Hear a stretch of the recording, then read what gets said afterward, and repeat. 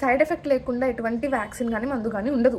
కాకపోతే side effect కంటే ఈ వ్యాక్సిన్ వేసుకోవడం వల్ల లాభం అనేది ఎక్కువగా ఉంటే వ్యాక్సిన్ వేసుకోవడం బెటరే కదా.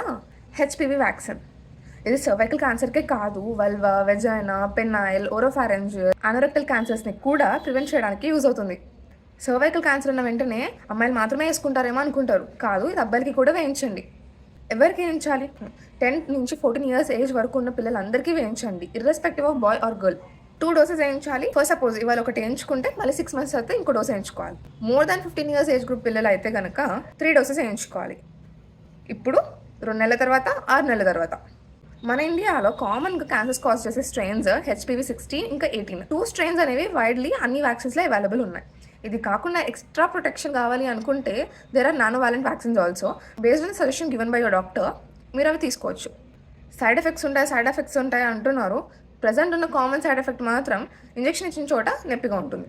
దాంతోపాటు కొంతమందిలో ఎలర్జిక్ రియాక్షన్స్ వచ్చే ఛాన్సెస్ ఉంటాయి, కానీ ఇట్స్ వెరీ రేర్.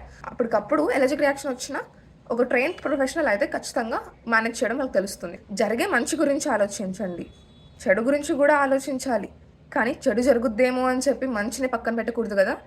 ఇండియాలో 2nd most common cervical cancer అనేది. ఈ వ్యాక్సిన్ వల్ల ఎన్నో క్యాన్సర్స్ని తగ్గించే అవకాశం మన చేతికి వచ్చింది, ప్రివెంట్ చేసుకునే అవకాశం. భయాలకి పోయి ఈ అవకాశాన్ని పోగొట్టుకోకండి.